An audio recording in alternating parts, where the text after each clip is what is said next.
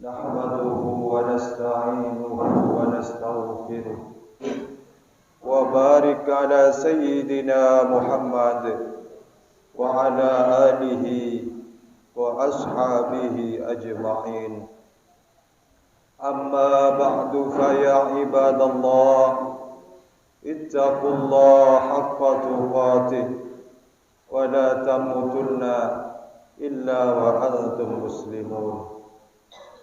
Hadirin sidang salat Jumat rahimakumullah, marilah kita bersama-sama bertakwa kepada Allah Subhanahu wa taala dengan cara imtithalu awamirillah, menjalankan segala perintah Allah, wajtinabun nawahihi, dan menjauhi segala larangan-larangan Allah Subhanahu wa taala. Hadirin sidang salat Jumat rahimakumullah, kita menjadi manusia yang beriman kepada Allah tentu karena hidayah dari Allah Subhanahu wa taala. Kita menjadi seorang muslim tidak bisa lepas dari jasa Rasulullah sallallahu alaihi wasallam, para sahabat, tabi'in, tabi'it tabi'in, dan para ulama. Di akhir zaman ini, ulama ibarat lampu yang menerangi di kegelapan malam. Seandainya tidak ada ulama, pastilah manusia hidup dalam kegelapan, kesesatan, dan bergelimang dalam dosa.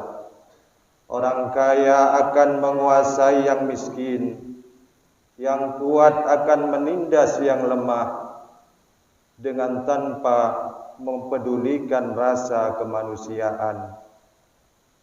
Hal itu terjadi manakala bimbingan ulama sudah tidak dihiraukan lagi. Sejarah telah membuktikan bahwa di zaman jahiliyah banyak sekali manusia yang berbuat di luar batas kewajaran. Sering terjadi saling bunuh-membunuh karena perbedaan suku.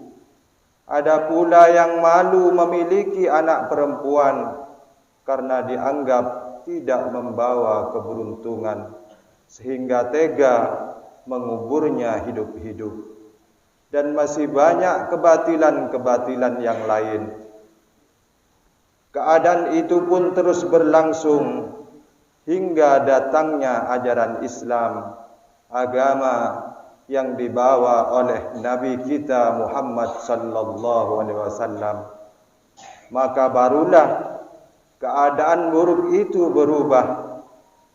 Kegelapan semakin sirna, berganti dengan kecemerlangan.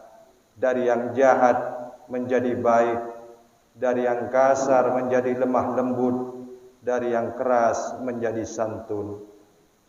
Kemudian tuntunan yang suci itu diteruskan oleh para sahabat, tabi'in, tabi'it tabi'in, dan para ulama hingga di akhir zaman. Berkat perjuangan mereka lah kita bisa membedakan mana yang halal, mana yang haram, mana hak dan mana yang batil. Itulah sebabnya Rasulullah sallallahu alaihi wasallam bersabda, "Al-ulama masabihul ardh wa khulafa'ul anbiya wa khulafa'ul anbiya wa warasati wa warasatul anbiya." Ulama itu ibarat lampu-lampu di muka bumi, sebagai pengganti para nabi. Mereka adalah pewarisku dan pewaris para nabi. Hadirin yang dimuliakan oleh Allah, dari uraian barusan kiranya cukup jelas bahwa keberadaan ulama cukup penting posisinya bagi kehidupan manusia.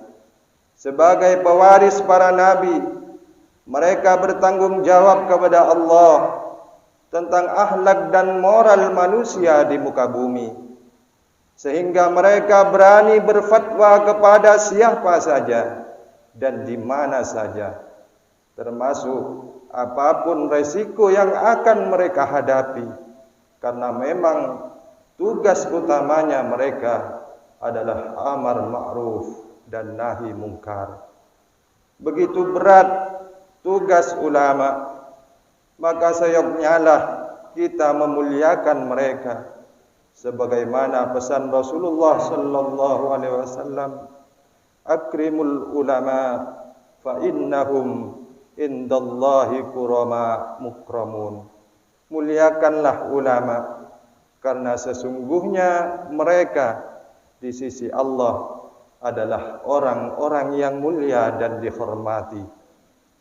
Dalam hadis lain, Rasulullah sallallahu alaihi wasallam pernah bersabda, "Sa'altu Jibril an ashabil ilm, faqala, hum suruju ummatika fid dunya wal akhirah. Tuba liman arafahum, wal wailu liman ankarahum wa abghadahum." Aku bertanya kepada malaikat Jibril tentang para ahli ilmu, yaitu ulama. Jibril menjawab, hum suruju ummatika fid dunya wal akhirah. Mereka adalah pelita bagi umatmu di dunia dan di akhirat. Tuba liman arafahum, wal wailu liman ankarahum wa abghadahum. Berbahagialah orang yang mengerti akan keberadaan mereka, dan celakalah orang-orang yang ingkar dan membenci mereka. Hadirin yang dimuliakan oleh Allah, dari dua hadis barusan, maka sudah sepantasnya bila kita menghormati para ulama. Tapi kenyataannya di zaman akhir ini, banyak yang sudah tidak mengerti keberadaan mereka. Banyak yang mulai ingkar terhadap mereka, bahkan banyak pula yang mulai membenci, sehingga tidak lagi menghormati para ulama, padahal ancamannya sudah cukup jelas. Jika terjadi di suatu daerah yang penduduknya sudah tidak lagi mempedulikan ulama, atau hanya pura-pura menghormati dan mencintai mereka, padahal ada maksud tertentu, memanfaatkannya demi kepentingan pribadi atau golongan, maka tunggulah saatnya siksa dan cobaan Allah yang bakal terjadi. Hadirin yang dirahmati oleh Allah Subhanahu wa ta'ala, jika memang benar manusia saat ini sudah lari dan menjauhi ulama, maka ada 3 azab yang akan menimpa terhadap umat ini, sebagaimana yang telah disebutkan dalam sebuah hadis. Sayati zamanun ala ummati yafirruna minal ulama wal fuqaha fayabtalihimullahu bisalasi baliyatin. Akan datang kepada umatku, kata Rasulullah, suatu masa di mana mereka lari menjauhi ulama dan fuqaha, maka Allah menurunkan 3 bala terhadap mereka. Yang pertama, yarfa'ullah barakah min kasbihim. Allah akan menghilangkan barakah dari mata pencaharian mereka. Yang kedua, yusallitullahu ta'ala alaihim sultanan zalima. Allah akan mengangkat penguasa yang zalim terhadap mereka. Dan yang ketiga, yang paling mengenaskan, yakhruju minad dunya bighairi imanin. Mereka akan keluar dari dunia ini mati dalam keadaan tanpa membawa iman sedikit pun. Mudah-mudahan kita semua tergolong hamba Allah yang selalu mencintai ulama dan memuliakannya. Amin amin ya mujibas sailin. Inna ahsanal kalam wa abayanal nizam kalamullahil malikil allam dzil jalali wal ikram. والله سبحانه وتعالى يقول وبقوله يهتدي المهتدون. أعوذ بالله من الشيطان الرجيم. والعصر إن الإنسان لفي خسر إلا الذين آمنوا وعملوا الصالحات وتواصوا بالحق وتواصوا بالصبر. بارك الله لي ولكم في القرآن العظيم ونفعني وإياكم بما فيه من الآيات والذكر الحكيم وتقبل مني ومنكم تلاوته إنه هو السميع العليم. أقول قولي هذا وأستغفر الله العظيم لي ولكم ولسائر المسلمين فيا فوز المستغفرين ويا نجاة التائبين.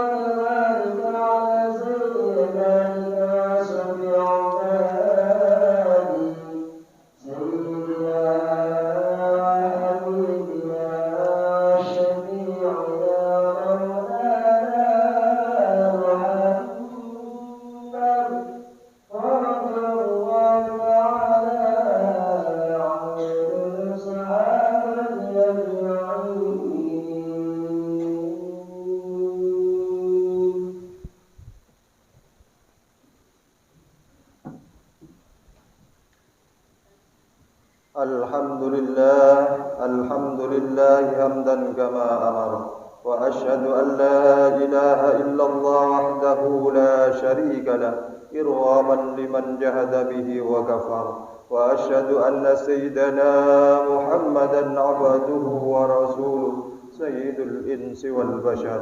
اللهم صل وسلم على سيدنا محمد وعلى آله وصحبه ما اتصلت عين بنظر وأذن بخبر.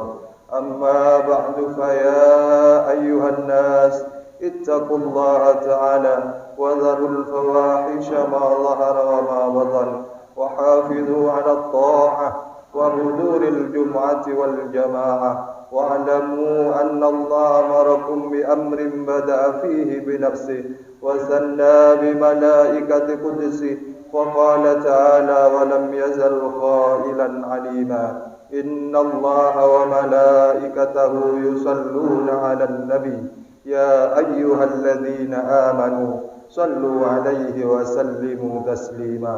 اللهم صل وسلم على سيدنا محمد وعلى آل سيدنا محمد كما صليت على سيدنا إبراهيم وعلى آل سيدنا إبراهيم في العالمين إنك حميد مجيد. اللهم وارض عن الخلفاء الراشدين الذين قضوا بالحق وكانوا به يعدلون أبي بكر وعمر وعثمان وعلي وعن الستة المتممين للعشرة الكرام وعن سائر أصحاب نبيك أجمعين وعن التابعين وتابع التابعين ومن تبعهم بإحسان إلى يوم الدين. اللهم لا تجعل لأحد منهم في عنقنا ظلامة ونجنا بهم من أهوال يوم القيامة. اللهم أعز الإسلام والمسلمين وأهلك الكفرة والمشركين وأعل كلمتك إلى يوم الدين.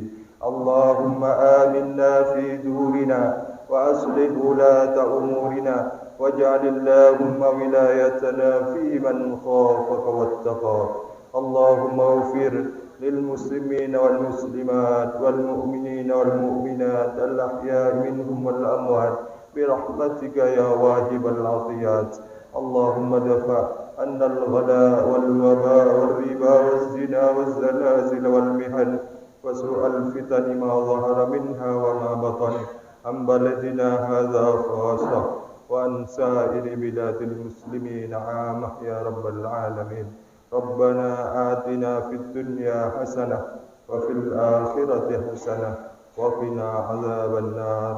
عباد الله إن الله يأمر بالعدل والإحسان وإيتاء ذي القربى وينهى عن الفحشاء والمنكر والبغي يعظكم لعلكم تذكرون فاذكروا الله العظيم يذكركم واشكروه على نعمه يزدكم واسألوه من فضله يعطكم ولذكر الله أعز وجل وأكبر